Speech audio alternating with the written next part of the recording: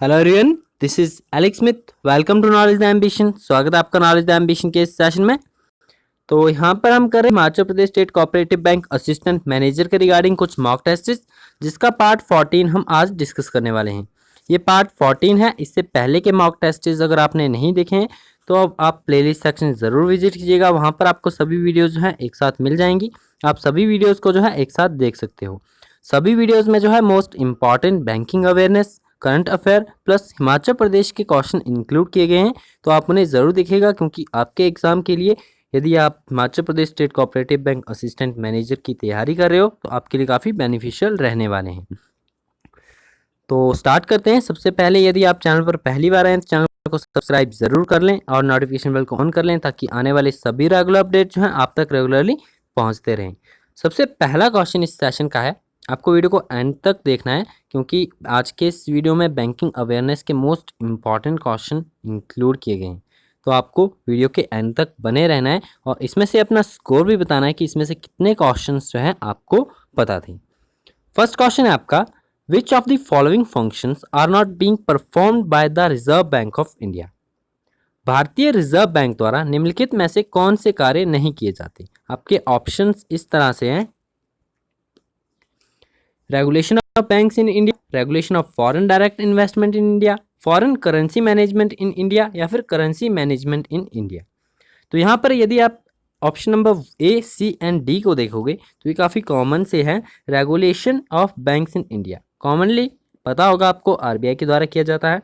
Foreign currency management in India और currency management in India, ये सभी का वर्क भी आपके आरबीआई द्वारा परफॉर्म किए जाते हैं। तो यहाँ पर आपका राइट आंसर होता है option number B, regulation of the foreign direct investment in India. ये वर्क जो है आपका, ये फंक्शन जो है, ये परफॉर्म नहीं किया जाता आरबीआई के द्वारा। तो ऑप्शन बी इसका राइट आंसर है।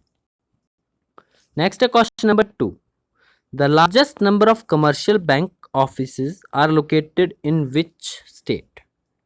वाणिज्य बैंकों के कार्यालयों की सबसे बड़ी संख्या निम्नलिखित में से किस राज्य में है। कर्नाटका, महाराष्ट्र, तमिलनाडु या फिर उत्तर प्रदेश। तो इस क्वेश्चन का राइट आंसर बनता है आपका ऑप्शन नंबर डी, यानी उत्तर प्रदेश में। ये आपको ध्यान में रखना है, उत्तर प्रदेश में जो है कमर्शियल बैंक ऑफिसेज के लार्जेस्ट नंबर है, यानी वाणिज्य बैंकों के कार्यालय की सबसे बड़ी संख्या कहाँ पर है, उत्तर प्रदेश में है। ऑप्शन डी इसका राइट आंसर है। नेक्स्ट है क्वेश्चन नंबर 3, पूछा गया है, in India agriculture cooperative banks was started in dash. Bharat में कृषि सहकारी बैंकों को कब शुरू किया गया था। 1929 में, 1950 में, 1904 में या फिर 1980 में। तो कोऑपरेटिव बैंक्स की बात करें, चाहे आपके एग्रीकल्चर हो चाहे डेवलपमेंट हो, तो ये सभी कोऑपरेटिव एग्रीकल्चर बैंक्स तब से स्टार्ट हो गए थे जब से आपकी कोऑपरेटिव सोसाइटीज़ ऑफ इंडिया बनकर सामने आई थी। तो cooperative societies of India 1904 first time बनकर सामने आई थी। तो आपके एग्रीकल्चर कोऑपरेटिव बैंक भी आपके स्टार्ट हुए थे 1904 में। ऑप्शन सी इसका राइट आंसर है। The first cooperative society, credit society in India, was started in 1904 at Thirur in Tiruvallur district of Tamil Nadu. Tamil Nadu में ये बनकर आई थी, स्टार्ट हुई थी 1904 में। तो इस क्वेश्चन का राइट आंसर आपका ऑप्शन नंबर सी हो जाता है। नेक्स्ट है क्वेश्चन नंबर 4, पूछा गया है, the cooperative banks in India are registered under dash. Bharat के सहकारी बैंक निम्नलिखित में से किसके तहत पंजीकृत है। आपके यहाँ पर 3 एक्ट्स दिए गए हैं। पहला है आपका banking laws which is called the cooperative societies act 1965। Second number है आपका banking regulation act 1949 and third one है आपका कंपनीज एक्ट 1956। आपके ऑप्शंस इस प्रकार से हैं, कुछ ओनली 1 एंड 2 एंड 3 या फिर ऑल ऑफ द एबव। तो यहाँ पर आप ऑप्शन नंबर ए को देखेंगे, ओनली 1 इसका सही आंसर है, बिकॉज जो आपके कोऑपरेटिव बैंक्स इन इंडिया है वो रजिस्टर्ड होते हैं under the banking laws which is called the cooperative societies act 1965। Option A इसका राइट आंसर है, ओनली 1। नेक्स्ट है question number 5।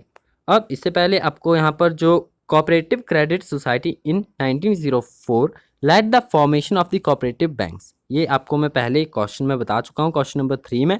Presently registered under the cooperative societies act of 1965, ये हमने question number 4 में डिस्कस किया। And regulated by the NABARD, इसे हम आगे डिस्कस करेंगे। आपको ये याद रखना है, ये रेगुलेट किसके द्वारा किए जाते हैं? नाबार्ड के द्वारा रेगुलेट किए जाते हैं। क्वेश्चन नंबर 5 है आपका, in India the chit funds are govern और रेगुलेटेड बाय डैश। भारत में चिट फंड किसके द्वारा शासित या विनियमित होते हैं? लोकल बॉडीज के द्वारा, आरबीआई के द्वारा, सेंट्रल गवर्नमेंट के द्वारा या फिर स्टेट गवर्नमेंट के द्वारा? तो भारत में जो चिट फंड है वो गवर्न और रेगुलेट किए जाते हैं स्टेट गवर्नमेंट के द्वारा। ऑप्शन डी इसका राइट आंसर है। नेक्स्ट है क्वेश्चन नंबर 6। पूछा गया है कि what is the minimum amount of transfer required by the RTGS. और फर्स्ट ऑफ ऑल आपको आरटीजीएस का पूरा नाम यहाँ पर पता होना चाहिए। पहले मैं आपको बता देता हूँ कि minimum amount of transfer required होता है फॉर आरटीजीएस, तो वो 2 लाख होता है। ऑप्शन बी इसका राइट आंसर है। और आरटीजीएस की बात करें तो इसका पूरा नाम बनता है real time gross settlement. It refers to a funds transfer system that allows for the instantaneous transfer of money and or securities। तो आपको ये आरटीजीएस का पूरा नाम याद रखना है। और जो minimum amount of transfer required है फॉर द आरटीजीएस, ये 2 लाख है। ऑप्शन बी इसका राइट आंसर हो जाता है। नेक्स्ट है क्वेश्चन नंबर 7। पूछा गया कि with which article of the Indian constitution is money bill related. भारतीय संविधान के किस अनुच्छेद के साथ धन विधेयक संबंधित है? आर्टिकल 110, आर्टिकल 109, आर्टिकल 108 या फिर आर्टिकल 107। तो मनी बिल आपको मेनली पता होगा, इंडियन कॉन्स्टिट्यूशन के अनुच्छेद 110 के तहत आता है। ऑप्शन ए इसका राइट आंसर है। यहाँ पर बात करें, a money bill is deemed to have passed both houses with any recommended amendments the Lok Sabha chooses to accept and without any that it chooses to decline.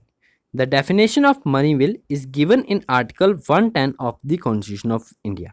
तो 110 अनुच्छेद 110 भारतीय संविधान के अनुच्छेद 110 में जो है धन विधेयक की परिभाषा दी गई है।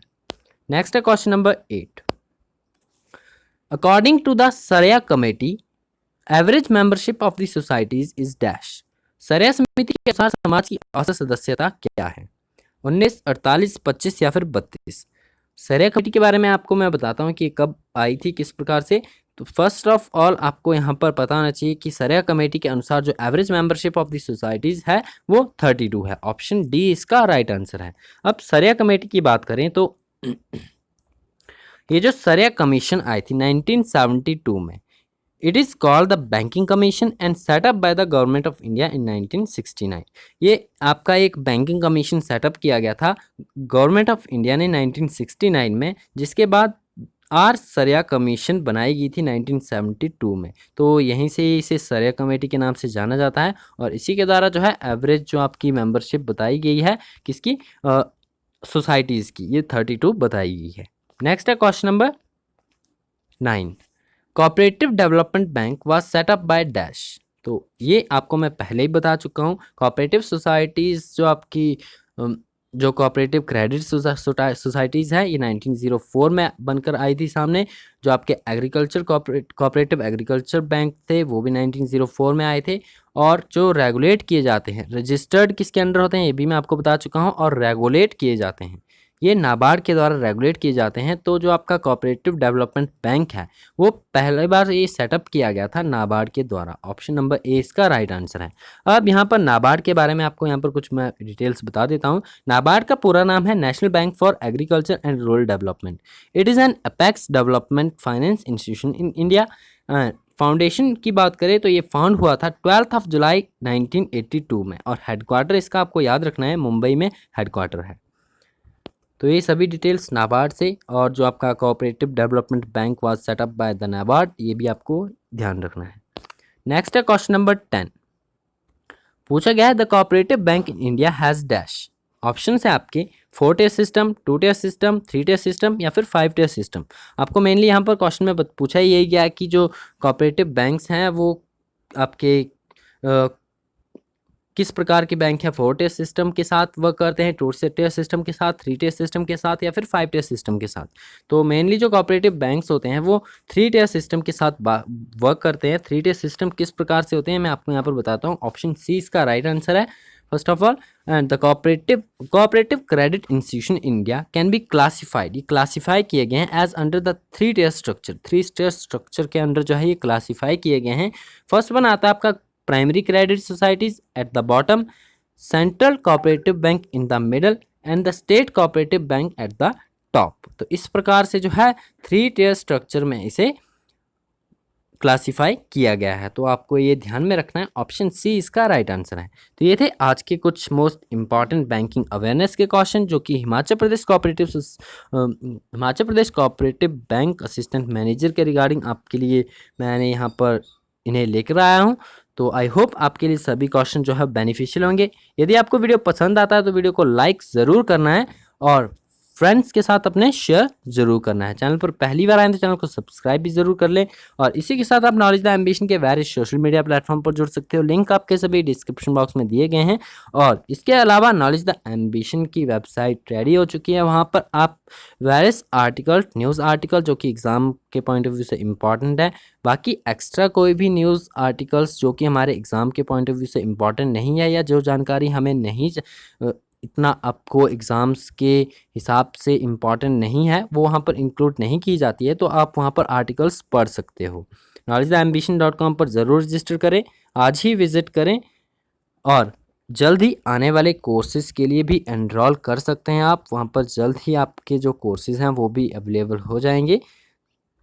तो आज के इस वीडियो में इतना ही। आई होप आपके लिए वीडियो बेनिफिशियल रही होगी। अगर आपको वीडियो पसंद आए तो लाइक ज़रूर कर दीजिएगा। इसी के साथ वीडियो को यहीं पर समाप्त करते हैं, मिलते हैं नेक्स्ट वीडियो में। Thanks for watching and best of luck for your bright future.